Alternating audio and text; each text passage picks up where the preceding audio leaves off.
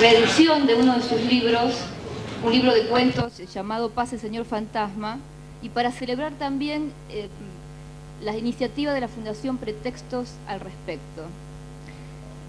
Antes de empezar con lo que va a ser el eje de esta presentación, que es la charla pública con Gastón, y que es lo que supongo que todo el mundo está esperando, me gustaría leer unas breves palabras, y les juro que va a ser muy breve. Papelito acá lo demuestra. En este país y en un pasado reciente se han destruido no centenares, sino decenas de miles de libros. La gente quemó o enterró sus libros en los primeros meses de la dictadura. Se secuestraron libros y se allanaron locales de editoriales. Se encarceló o asesinó a libreros, escritores, editores y a lectores, como en Fahrenheit. Pese a eso, hemos reconstruido la vida democrática, incluso con todas sus imperfecciones y todas sus grandes deudas. Y hemos llegado a estos años 90 con las bibliotecas personales reconstruidas, recuperando así el pasado que se quiso destruir para siempre. Por eso quisiera abrir esta presentación destacando el sentido de celebración que conlleva un acto como este. Un sentido que quiero resaltar como optimista y festivo, a riesgo de que resulte ingenuo. Los que estamos aquí reunidos conocemos a Gastón y no solo sabemos de su capacidad como escritor, sino de su calidad humana. En una época como la actual, llamada la era del vacío, signada por el relativismo y el desencanto, en este contexto, reunirnos para festejar la reedición de un libro a cargo de una fundación joven, como Pretextos, dedicada a crear nuevos espacios en la cultura, y para charlar públicamente con este vigoroso escritor que es Gastón Gori, constituye en sí mismo una especie de ritual celebratorio. Gastón pertenece a aquella generación de intelectuales que hoy nos asombran, no solo por su perfil humanista, sino por lo diverso de sus actividades. Gastón ha sido y es maestro, ensayista, narrador, investigador, hombre comprometido con las ideas políticas, abogado, creador de asociaciones en defensa de los derechos gremiales de los escritores, maestro de poetas. Esa concepción de intelectual y de artista pone en práctica a un hombre que deja de crear en su acotado espacio y decide actuar en, desde y sobre la sociedad, bajo un común denominador, la ética. No es poco recordarlos en los tiempos que corren. Todos sabemos que la literatura aumenta las defensas contra la frivolidad y la intolerancia. Hoy más que nunca, sigue siendo necesaria la postulación de la literatura como una manera más de explicar el mundo, como facilitadora del conocimiento y de las emociones de otros, como manera de aceptación de la diversidad y no de la diferencia. Hablemos ahora del libro que nos convoca. Es una reedición. La primera versión apareció en los 70. 77. En el 77. En el 77, sí. Se ha dicho largamente que en la literatura no hay temas buenos ni malos, sino que todo depende del tratamiento que se les dé. Y que lo interesante a veces es poder escribir un buen cuento a partir de lo cotidiano e incluso a partir de lo trivial, que quizás sea lo más difícil. El cuento debe poder leerse con un solo impulso de atención, dice Poe. En este sentido, Pase Señor Fantasma retoma la tradición de los mejores cuentos populares. Invito a que sean leídos o releídos. En los cuentos de Pase Señor Fantasma surge el humor, la ternura, las notas sentimentales, los apuntes sobre la realidad, apuntes muy certeros sobre la realidad. Recuerdo especialmente la lata de sardinas que me aconsejara Mónica, que realmente yo he dado con mis alumnos, que es delicioso, cuentos, bueno, como Pase Señor Fantasma, que da título, La Carpa, Una noche sin dormir, cuentos sensibles. Cortázar decía algo muy gráfico. Decía que en el combate que se entabla entre el texto y el lector, la novela gana por puntos y el cuento debe ganar por nocaut. Estos cuentos ganan por nocaut, son efectivos. Y hoy en día, cuando la literatura suele aburrir, donde parece que ser solemne tendría que ver con el no ser entretenido, decir que los cuentos son eficaces no es banal, es absolutamente esencial. Me gustó esa imagen de Cortázar, realmente creo que estos cuentos ganan por nocaut.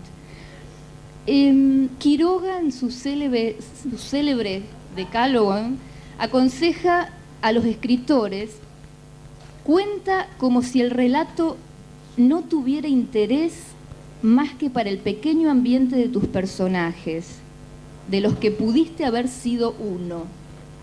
No de otro modo se obtiene la vida en el cuento. Estos cuentos son vitales. Para terminar y para iniciar lo que es el meollo de esta presentación, que es la charla con Gastón, quiero recordar una historia que le escuché contar a un escritor y que me parece muy significativa. Hay una tradición entre los árabes según la cual, cuando un viajero solitario se encuentra con una caravana, para lograr que se le dé lugar en la caravana, para ganarse su dátil y su agua, debe contar una historia. Si la historia es considerada por los miembros de la caravana interesante, atractiva y verosímil, se le da recién ahí el rango de huésped. Yo creo que esa es una idea interesante de lo que es un escritor. Un tipo que anda por la vida contando historias para que le den su lugar.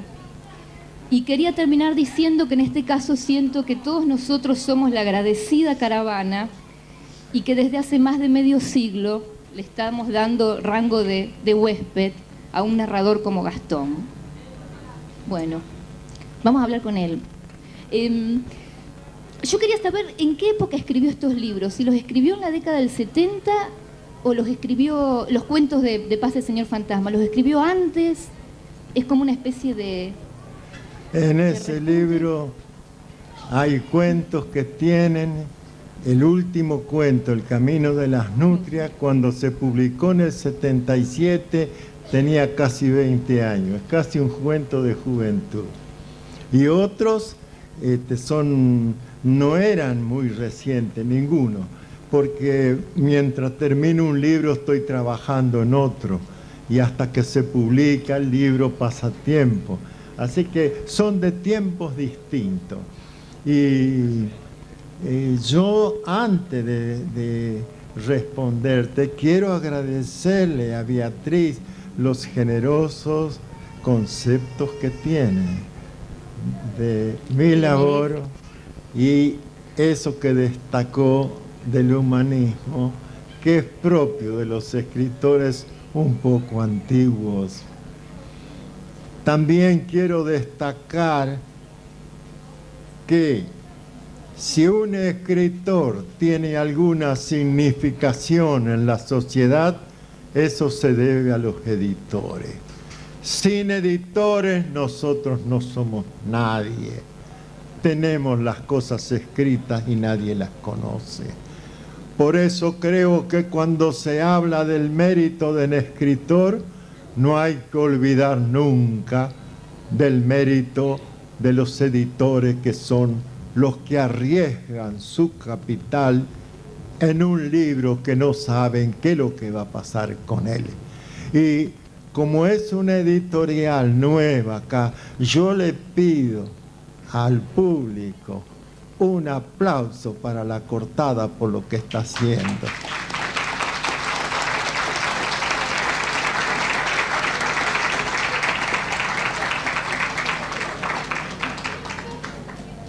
Y otro aplauso por ese ejemplar magníficamente hecho en la imprenta Luz. De eso. De no sé 40 y tantos libros que tengo, poco lo tengo tanto en las manos como ese libro, porque me parece que desde el punto de vista de la impresión es hermoso y es perfecto. Y sería muy agradable que alguien alguna vez escriba un libro de más belleza y que también esté en un estuche tan admirable como está esta segunda edición de Pase Señor Fantasma. Otra cosa que quiero, casi concordando con algunos aspectos que dijo Betty sobre el escritor.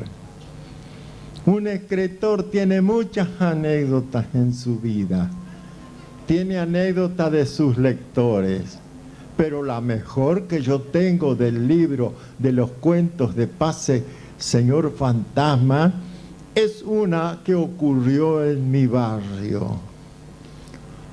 No estaba publicado todavía en libro el cuento La lata de sardina. Y una señora, en días muy húmedos de Santa Fe, extendió sobre el piso el diario El Litoral. Y dice que pasaba, iba a la cocina y leía la lata de sardina. Venía la lata de sardina, no lo había leído. Pero tantas veces tuvo que leer la lata de sardina que recogió el diario húmedo y se puso a leer el cuento. Esa es una lectora inolvidable para mí. Creo que la lata de sardina es un cuento humorístico. Pase Señor Fantasma refleja una época de Argentina. Una época que también tuvo sus cosas y que no fue extraña en la historia argentina, en que nuestro pueblo a veces, o gente de nuestro pueblo, haya sentido miedo. No hace más que una década y un poco más que también hemos sentido mucho, muy de cerca, que andaba rondando el miedo. Era una época en que el libro prácticamente había sido perseguido, como se acaba de decir. Ser joven parecía ser un delito. Y por primera vez en mi vida tuve libros interdictos. Desde 1976 hasta 1983 no hubo editoriales que quisieran reeditar La Forestal. Y es un libro patriótico, no es un libro de izquierda. Si lo es porque se dice izquierda cuando uno piensa en mejorar las cosas de la sociedad, nada más. Estuvo ese libro interdicto y fue una época difícil para nosotros. Pase Señor Fantasma es un cuento que recuerda cierto periodo de nuestra historia. Y como yo vine para someterme al interrogatorio de Beatriz Acti, termino acá y le doy a ella el micrófono. En realidad creo que estaríamos agradecidos ante un monólogo, sin embargo, algunas preguntas son simplemente para, no sé, a lo mejor ordenar ese monólogo nada más. Me interesaba saber en qué género se sentía más cómodo trabajando, si se considera más narrador, poeta, ensayista. Son, claro, modos de trabajo muy distintos. Yo creo que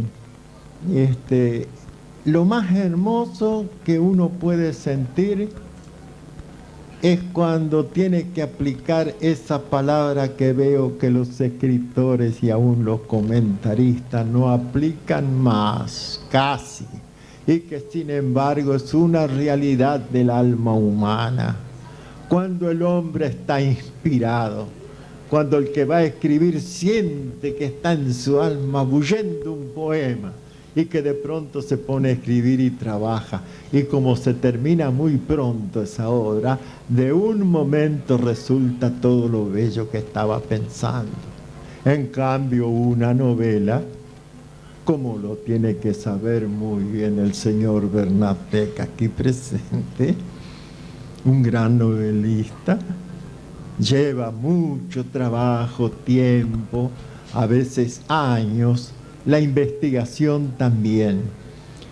Por eso creo que la narración breve en el cuento es más rápidamente satisfactoria. ¿Proyectos? ¿Proyecto? Sí. Bueno, no sé si es una ventaja o una desdicha, pero cuando yo tengo proyectos ya lo estoy haciendo. Bien, cuente. Estaba proyectando un libro y ya lo estoy haciendo. Ya llevo unas 35, 40 páginas de libro hechas en un mes. ¿Vale? ¿Cuentos? No es cuento. Estoy trabajando en un libro que quiere ser, y ojalá sea, una rapsodia al talento y a la amistad. Estoy trabajando sobre un hombre que en Santa Fe siempre tuvo fama de historiador, pero que tenía una prosa magnífica y que yo quiero reivindicarlo también como escritor, porque sus relatos con temas históricos están denunciando que detrás de todo eso hay un hombre que pudo ser una novelística dentro de lo que hoy se hace en la novela histórica. Me refiero a José Carmelo Busaniche.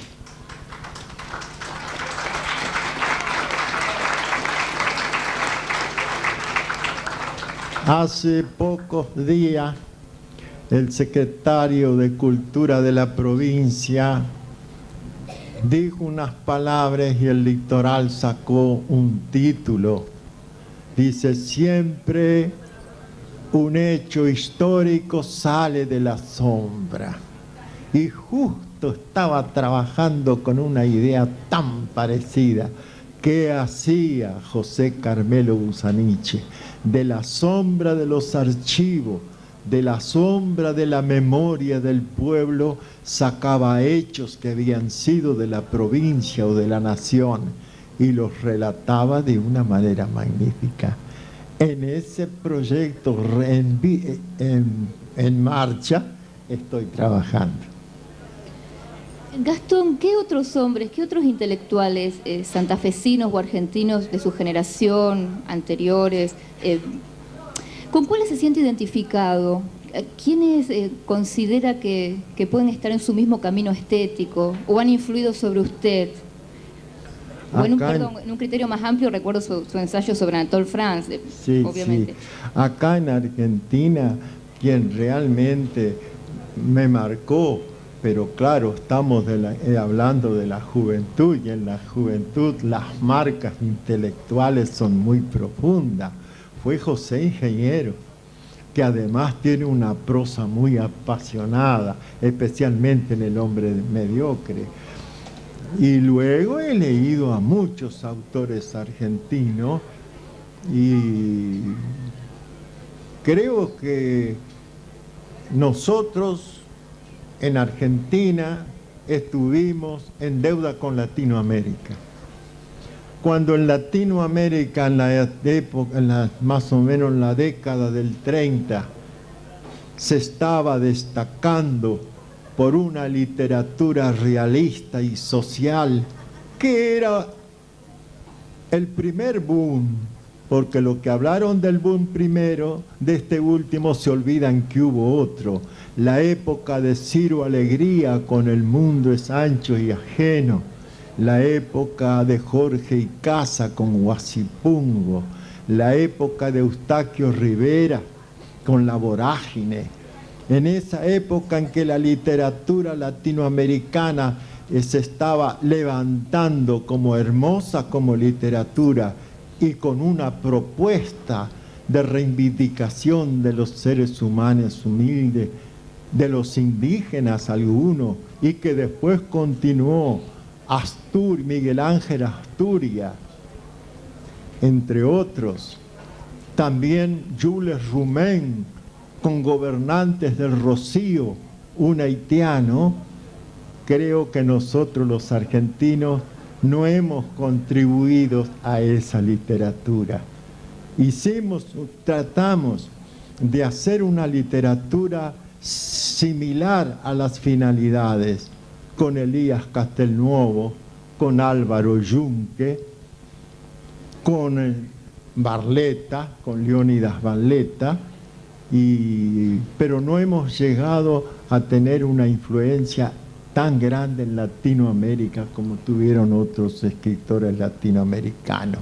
¿A qué se debe? No sé. Posiblemente la heterogeneidad de la formación del pueblo argentino no le dio unidad o no le dio eso necesario que deben tener las obras literarias de reflejar tan exactamente las cosas, ese tipo de obra literaria, de reflejar tan exactamente las características, los problemas, las alegrías y los sufrimientos de una nación. ¿De alguna manera se ha sentido cerca de la gente de Boedo que ha nombrado recién? Sí, efectivamente. Estábamos mucho, la gente de Florida no era lo que nosotros leíamos. Boedo sí, hablábamos de Elías Castelnuovo, al quien conocí personalmente, de Barletta, de quien he sido amigo. Era una literatura que también propendía a una modificación de las cosas de la sociedad, sin ser una literatura política, ¿no? Me estoy hablando de literatura, pero la formación intelectual de esa gente de Boedo estaba casi próxima a, me parece que nos faltó artista novelístico para ser como Ciro Alegría, por ejemplo, o como Jorge Casa, a pesar de los buenos libros que dejaron, pero que no se incorporaron en la conciencia del pueblo argentino. En esa época lo que se incorporó a la cultura argentina fue el Segundo Sombra de Guiraldi, que es otra cosa, pero fue el libro que realmente quedó de 1925 en adelante. Quedó como incorporado al conocimiento y a la cultura argentina. Ya que hablamos de grupos literarios o de formaciones, bueno, recuerdo su actividad en Espada Lirio. Usted ha participado activamente de grupos literarios en la ciudad. ¿Qué recuerda de esa época o cómo evalúa esa época? Santa Fe era distinta, es lógico, a lo que es hoy. Más chica, más fácil de conocernos todos, más asequible, más fácil de captar el espíritu de la ciudad. Y Espada Lirio nació entre gente muy jóvenes. Birri no tenía 20 años, Brascó tampoco. El único que tenía más edad y que estaba cerca de Espada Lirio, pero que no era bien incorporado al grupo por razones de su labor, fue Leoncio Llanelo. Carlos Carlino no quiso participar porque él tenía otro conducto para llegar. Y creo que fue el movimiento más atrayente y alegre de nuestra literatura. Fue muy alegre. Y en esa alegría contribuyó el espíritu de Rafael López Rosa y de Fernando Birri. Fuimos muy compañeros y será siempre un movimiento inolvidable. Muchos no continuaron su labor, pero todos tenemos un hermoso recuerdo de esa época. Respecto de las asociaciones de escritores en las cuales usted también participó, en cuanto a la defensa de la cuestión gremial del escritor a la que hacíamos referencia, usted participó de la fundación de la ASDE, sí. No sé si puede recordar algo al respecto. Sí, porque en Argentina precisamente, eso fue en el año 1956, porque hasta el 55 estaba el pueblo argentino y la cultura argentina homogeneizada en grupos muy politizados, oficialmente politizados, y la parte cultural ya llevaba adelante una persona de mucho saber y la hizo muy bien, ¿no? Pero nosotros estábamos desvinculados de ese tipo de cultura oficial. Y cuando después, en el 96, teníamos otras perspectivas, entonces hicimos no solamente la fundación de la Asociación Santafesina de Escritores, sino que fundamos la Federación Popular de Cultura. La Federación Popular de Cultura fue un organismo que tenía que agrupar a los pintores, agrupados los pintores, a hacer una federación de cada una de las actividades artísticas. Eso no duró mucho, porque quien la condujo no estaban las convicciones que habían servido para fundar esa, pero fue un hermoso proyecto. Lo que perdura es la ASDE. No sé si, me parece que podríamos incluir a la gente del público en esta conversación, que ese era el espíritu de un reportaje abierto. No sé si alguien quiere hacer alguna pregunta.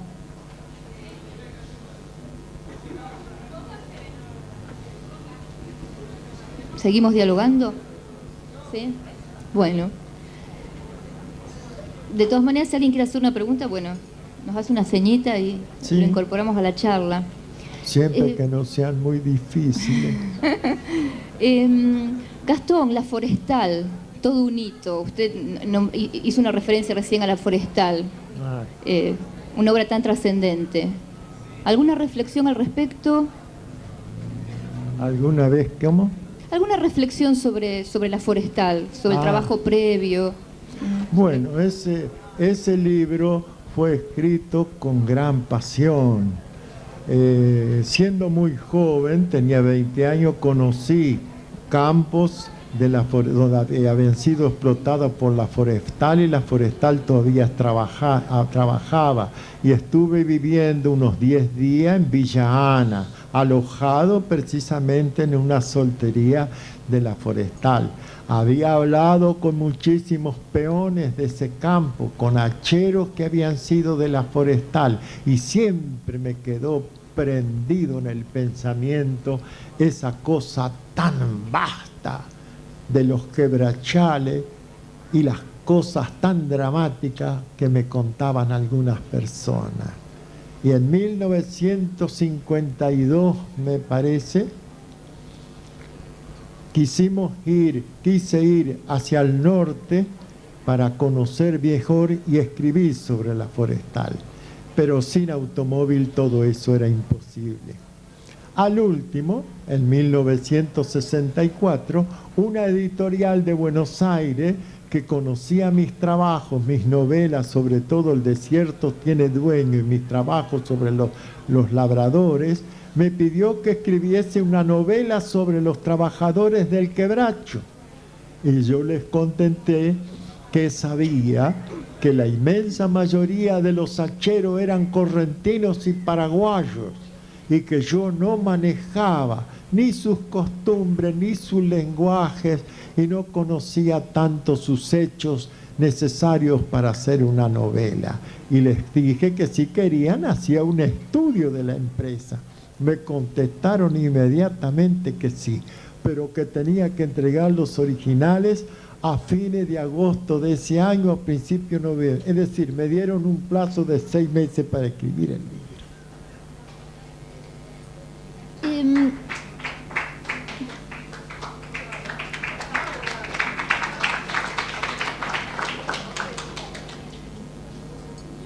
Vuelvo a repetir si alguien quiere hacer alguna pregunta. O si sí. ¿Se escucha?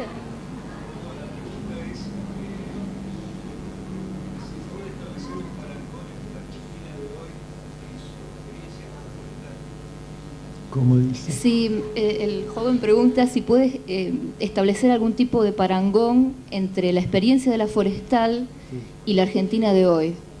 Sí, hay como para establecer casi no tanto un paralelo, sino una concordancia de hechos distintos, pero concordancia, porque la forestal se inició a raíz de una deuda externa que en entonces se llamaba empréstito, un empréstito de 1 millón de pesos que tenía la provincia de Santa Fe, no pudo pagar los intereses, no pudo pagar el capital y privatizó, en esa época la palabra no existía, privatizó tierras del Estado y le dio a una compañía extranjera 1.800.000 hectáreas de tierra. Esa enormidad de entrega de riqueza es la que produjo toda la tragedia del Quebracho Colorado. Yo veo que en este momento se privatizaron, ya todos sabemos, se han privatizado empresas fundamentales que eran del Estado. Y a veces me preocupa como argentino que el Estado de nuestro país, para darles un ejemplo, no haya sido capaz de organizar el peaje en las rutas argentinas. Ese pavimento los pagamos nosotros. Yo lo recuerdo cuando pagábamos 1 centavo más el litro de nafta y todo iba a vialidad para pagar las rutas. Los pavimentos de Argentina lo pagó el pueblo argentino con su trabajo y con su dinero. Pertenecía al Estado la obligación de mantenerlos, pertenecía al Estado, es decir, al pueblo argentino, toda esa inmensa red y pertenece esa inmensa red de ruta. ¿Qué es el peaje? ¿Qué hay que hacer para establecer un peaje? Poner boleterías. Y el Estado argentino no fue capaz de poner sus propias boleterías.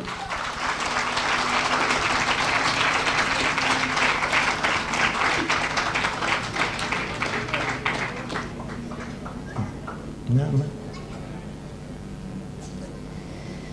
Bueno, ha sido una reflexión movilizadora, Gastón. ¿Alguien quiere hacer alguna otra pregunta? Sí, la repito, sí.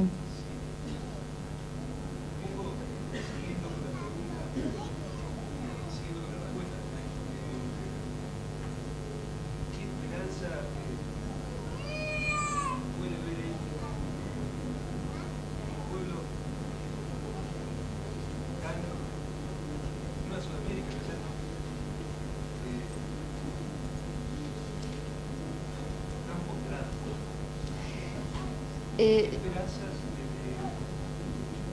lograr de alguna manera mantener nuestra identidad que quizás recién estamos empezando.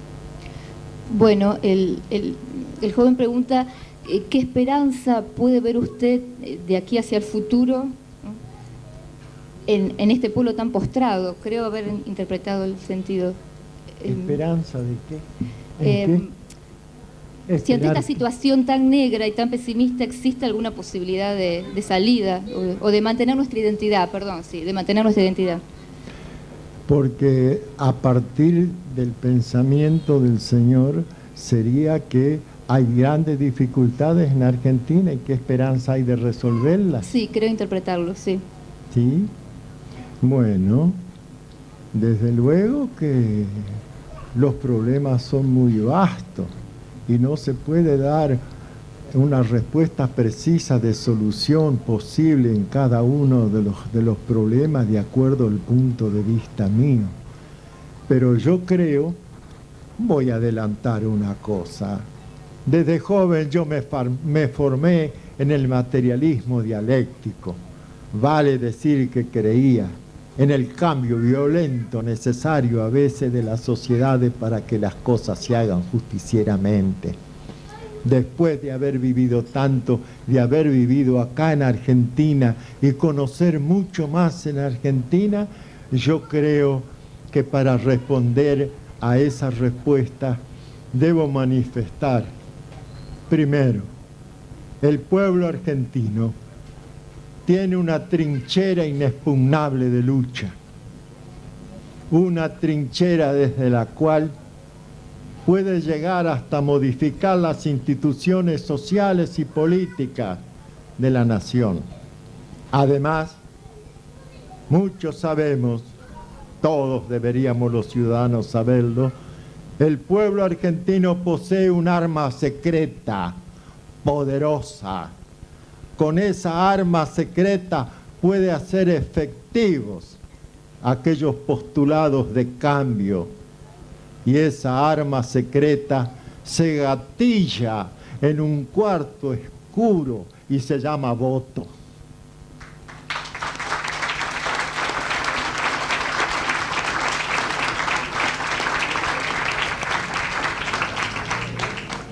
Sin una correcta aplicación de esa arma, seguiremos con problemas, seguiremos luchando, hasta que en definitiva el pueblo tendrá que encontrar su camino, que para mí tiene que ser un camino de solidaridad, no individualista, una sociedad individualista, no una sociedad asignada por el afán del consumo, no una sociedad asignada por el prestigio de la riqueza, a tal punto que en este momento en Argentina y quizá en muchas partes del mundo tendríamos que modificar un dicho del pueblo. Pobre pero honrado, debería modificarte. Soy rico pero honrado.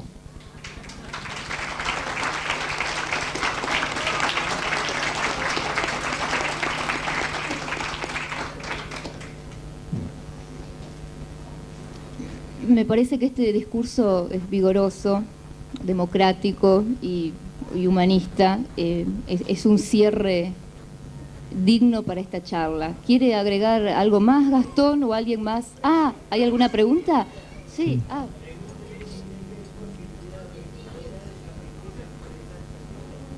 Retomando el tema de la forestal, pregunta el caballero si hay alguna posibilidad de recuperar aquella riqueza forestal perdida. No. La explotación del quebracho fue tan brutal, tan desastrosa, que hoy no tenemos ninguna posibilidad de restaurar de reconstruir los bosques de quebracho. Existen ejemplares, habrá que cuidarlo, pero quien conoció los montes en el año 1935, 40, los montes de Quebrachales, eso no existe más.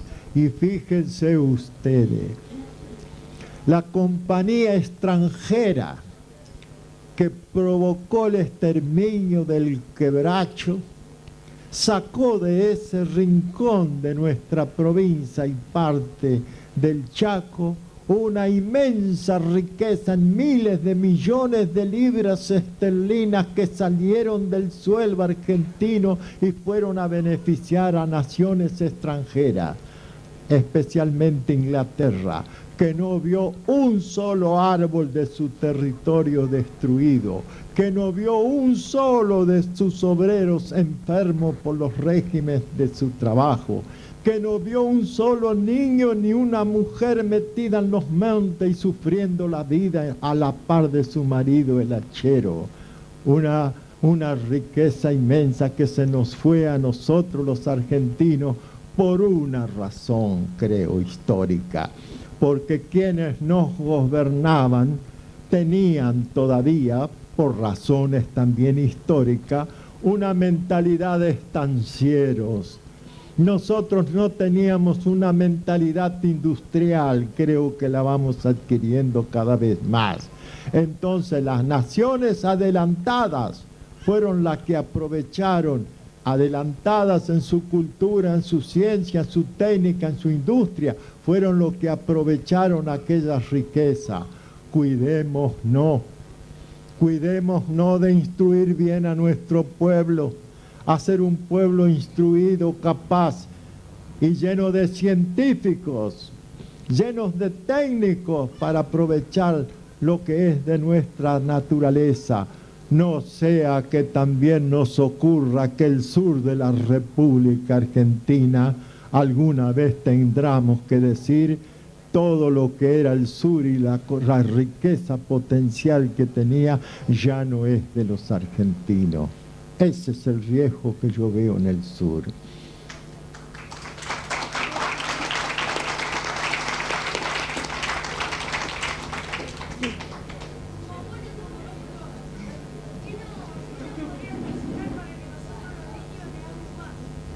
Bueno, dice el niño que como abuelo y como escritor, ¿qué puede comentar o qué puede aconsejar para que los chicos lean más? Para que los chicos lean más, hay que empezar por la escuela primaria. Y no es... Sí.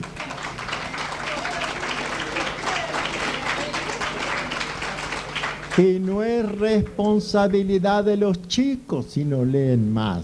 Es responsable quienes dirigen la educación pública.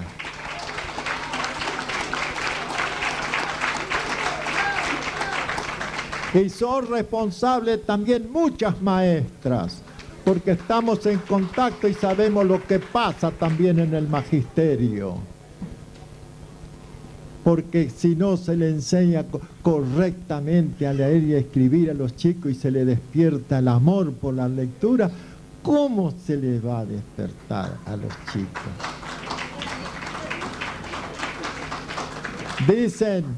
Dicen que los viejos piensan, ellos los viejos, ¿no? Piensan que todo tiempo pasado fue mejor. No. Yo recuerdo, como mucha gente, recuerdo que en nuestras escuelas primarias todos teníamos un libro de lectura desde primer grado. Y a nadie, ningún padre le faltaba trabajo suficiente como para comprarle su libro de lectura a sus hijos. Y que la lectura se hacía en una forma tan metódica que es asombroso. Afortunadamente o por casualidad tuve en mis manos el primer libro de lectura que fue de José Carmelo Busaniche. El libro es de Pablo Pisurno, que tanta huella dejó en la educación argentina.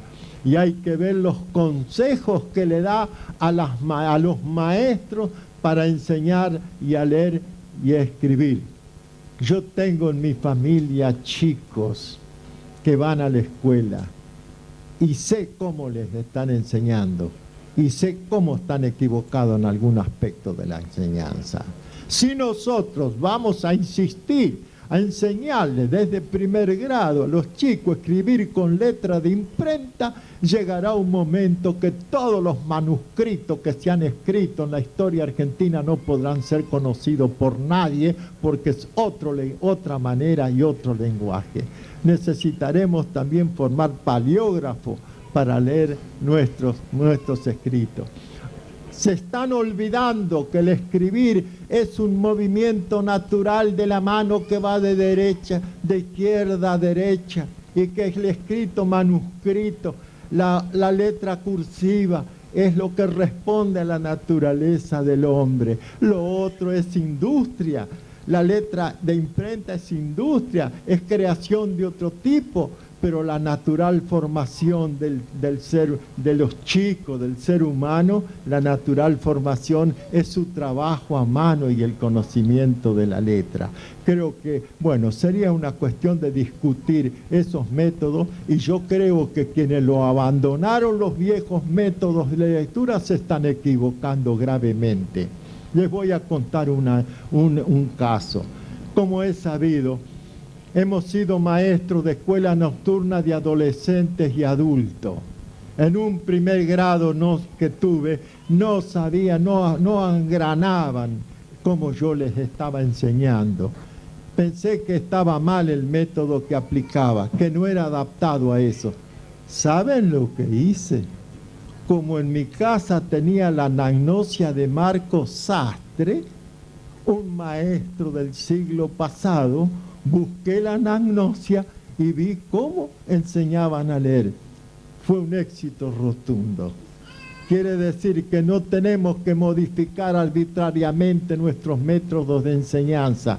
Tenemos que seguir con los buenos métodos de enseñanza, aunque sea con la pedagogía de Patrascuí de principio de siglo. Si es bueno el método, no abandonarlo jamás y no andar toqueteando los métodos de enseñanza y haciendo cosas raras.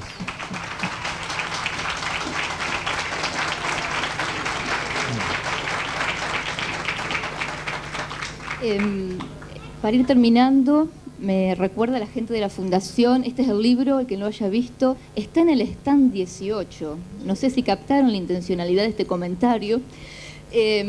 Recuerdo algo más, que esta foto bárbara es de Cotone. Y me gustaría, la veo a Charito ahí parada observando atenta, y me gustaría, como algo sumamente tierno, leer una partecita de la dedicatoria del libro. Dice, es una frase bárbara, Charito. A Charito: hubiera sido fácil dedicarte un libro cuando éramos jóvenes. Lo hermoso es hacerlo ahora. Y sigue, pero léanlo ustedes cuando compren el libro en el stand 18. Bueno, chao, muchas gracias. Gracias, Gastón. Sí, pero no leíste todo.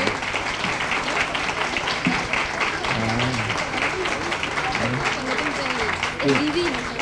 No la leíste toda. Termina. Sí.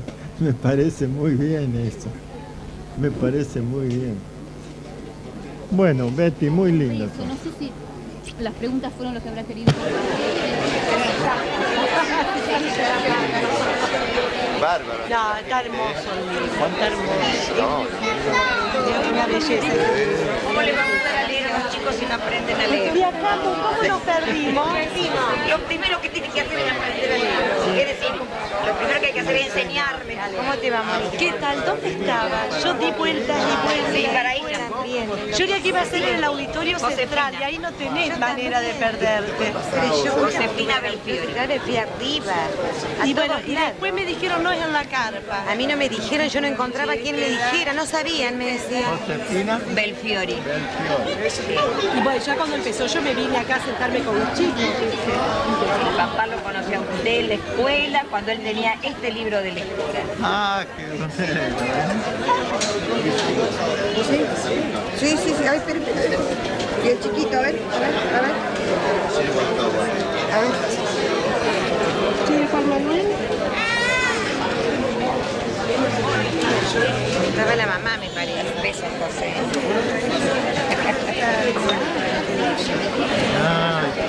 Bueno. Salí el hecho. Vení que te dé un beso. Vení que te da un beso, vení. Media urañona esta. Gracias, Gastón. Muchas gracias. Sí. Bueno. Vos tenés yo no tengo nada. Vos tampoco, pedí algunos. Yo mirando me olvidé de la virome para Gastón. Yo le quiero dar un beso, pero... bueno. Soy yo la Camu. Oh, tu voz me... Por eso, le sonaba mi voz. Sí. ¿Y para quién es eso? Y para ese niño, ¿cómo te llamas? ¿Pablo? Pablo. Pablo.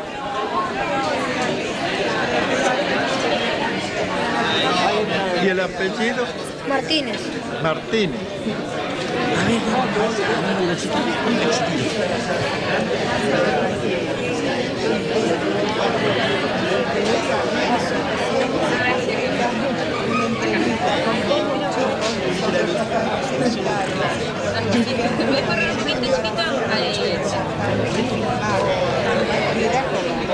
Bueno.